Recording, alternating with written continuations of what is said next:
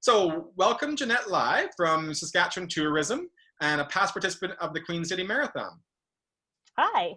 How are you today? I'm doing well. Excellent. So we're going to start with, I'm just going to get you to introduce yourself a little bit and talk to us about your running. Sure. Well, as you mentioned already, I work for Tourism Saskatchewan, and I moved to Saskatchewan, I want to say about 8 years ago. And at that point, I had only run in 2 half marathons before that. So I haven't really been running long distance that long. I got started shortly after I decided to become a vegan.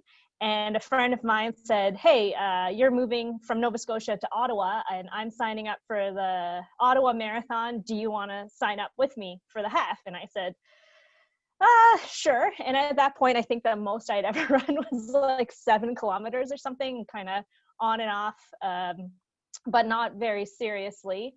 And I said, okay. And part of me decided to do that because I felt that a lot of people I knew, like friends and family, seemed very concerned about my health and whether or not, I would still be able to play sports, or I think people were worried I wasn't going to get enough protein or anything like that. So I thought, you know what, I'm going to show them that, yeah, like being a vegan doesn't mean I'm going to be some kind of weakling. I'm going to run this half marathon and I'm going to crush it. And at that time, I just had like a goal of running it in 2 hours, I think. And I came in at almost exactly 2 hours.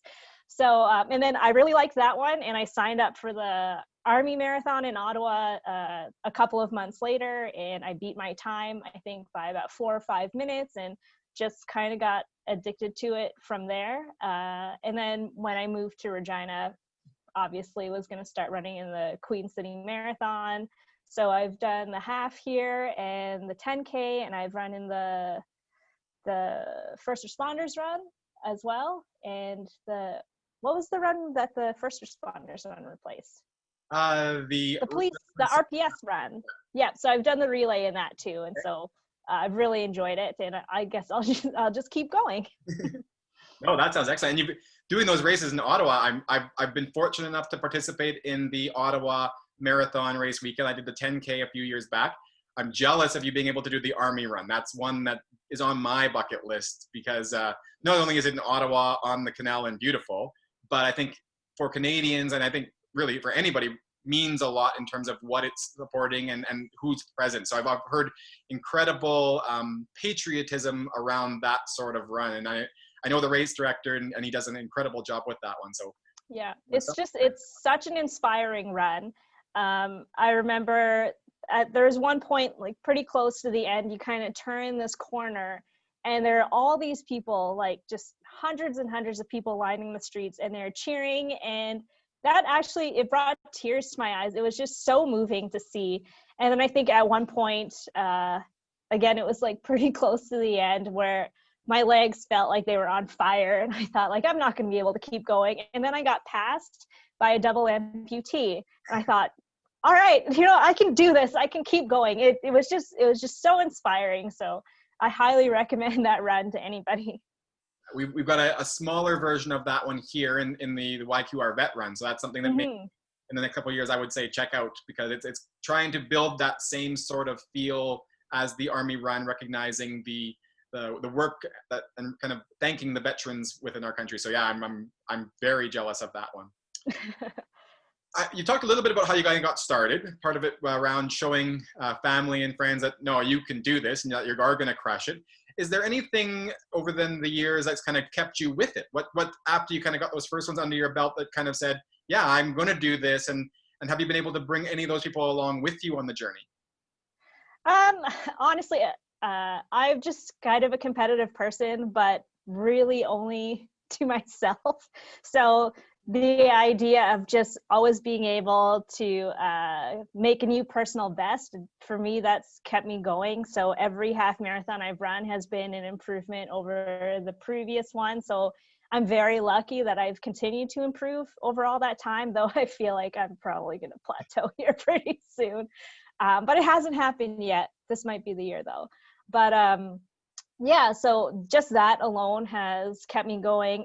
Finding new races to participate in is always fun too, because it adds something a little different, because everywhere you go, the race culture there is different. So I'm originally from Newfoundland, and a couple of years ago I went back and I ran the Telly 10, which is a 10-mile race that goes through St. John's. So it starts just outside St. John's, and you kind of run into the city.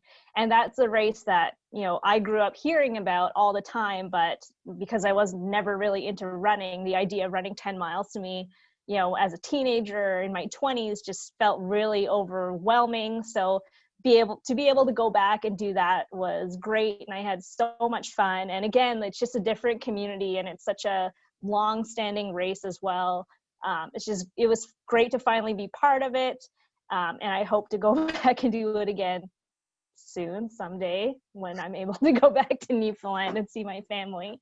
But it's just things like that, like almost having sort of like your bucket list run list, like you just said, the Army Marathon is on the list for you. So just keeping it fresh, and finding different races that you'd like to participate in, that has been motivating for me. And again, just always trying to improve.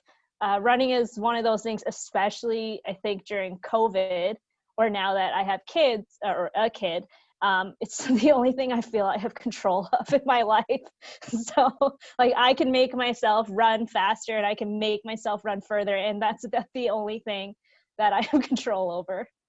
And in most cases provides fairly good social distancing. So yeah, exactly. Runner, you don't have to worry about being around other people. So it is beneficial in that way as well. Yeah, if I have to run out in the middle of the street to avoid people, then I will do that as safely as I can. You mentioned the Telly 10, so you've got another one of the Canadian, probably all-time classic races. So you've done some of these ones that most Canadian runners are kind of all have on their bucket list. So congratulations on that one too. That's a long historied and storied event out in Newfoundland. So very cool. Yeah, again, highly recommend it. Yeah, I've heard great things about that one as well. And again, same thing. If I can get out that far, I would love to participate in that one. So I've never met that race director, but it's definitely something I would strive towards. In terms of your kind of running past and kind of running future, are there any moments that you can kind of look back to as kind of the proud moments? You said already setting a new personal best on each one has been a great achievement. Is there anything else there? And are there any goals that you've kind of set for yourself over the next year, 2 years, 10 years for running? Sure. So I guess this achievement is from last year's park run. I think I managed to run a 5K in under 23 minutes, and I was really, really excited about that. And I think I came first for women, and I was so excited. I ran home and I couldn't wait to tell my husband I came in first. So, I mean, it sounds silly. I mean, there are only like 60 participants or something like that, but just to come in first in something was a really big deal for me. It doesn't need to be a medal or a big race. It just feels good to know that you came in first. That's your And I guess like for other goals, I'd like to be able to run a sub 45-minute 10K. So that might not happen this year, but I think I could probably do it in the next year or two. And I'd love to beat my time from the last Telly 10 the next time I can go back to Newfoundland. I think they're doing a virtual one this year, but virtual races, I don't know, like you miss kind of the competition of being in the crowd. And, I always like picking someone in the crowd and thinking like, I'm going to keep up with them the whole way, or I'm going to pass that person and then I'm going to pass the next person. And that always helps me run a little bit faster. So yeah, I think I don't really have any goals set for this year with all the virtual runs other than to just get off my butt and do it. but yeah, I've got a couple of goals for the next couple of years. Cool. Tell us a little bit about your running community. Are there people that you run with that support you on your runs, training partners that you might have had? Well, I guess I'm a bit of a lone wolf, which is good in the time of COVID. Lately, I've been running more with my daughter, who is almost 6, and she's been training for the 2K mini marathon this year, and she's very excited to be able to do it. So it's been really great to have someone to run with, even if it's only 2K.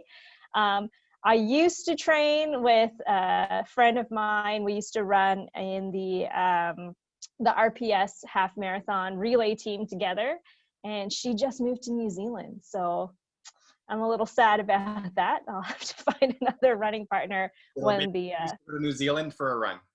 Yeah, maybe. That'd be great. But yeah, so it's okay. I mean, like now with COVID, it's probably a little bit safer to run by myself anyway. So it hasn't been too bad. Excellent. And we'll wrap up here with, what advice might you have for runners getting started, or even for those who have been out running for years, that maybe they can come back to and remember as an important piece of advice? Oh, I guess I have 2 things. So one is when I first got started, I guess just not being worried about being too fast, or worried that I don't know, that you kind of look silly because you don't really know what you're doing. I would say that the more you do it, the better you get and the faster you get. So it's easy to be discouraged at first, but if you keep going, then I know you'll always improve. And then my other piece of advice might be a little more practical. As someone who's had a couple of injuries over the last few years, I would say don't push yourself through the pain or push yourself through the injury, and get yourself a really good physiotherapist.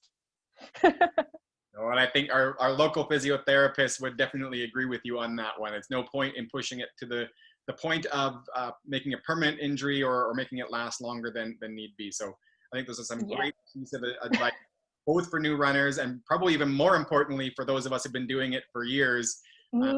Forget about self-maintenance when we're out there. We remember to put the oil in our car and change that. We don't necessarily remember to do the same thing on our bodies. I would say, like, I'm in denial of getting older, but my knees aren't. So like you're always tempted to kind of relive your glory days and say, well, I was able to do this in my early 30s without any pain, and then you try to pretend that the pain's not there, and it doesn't go well.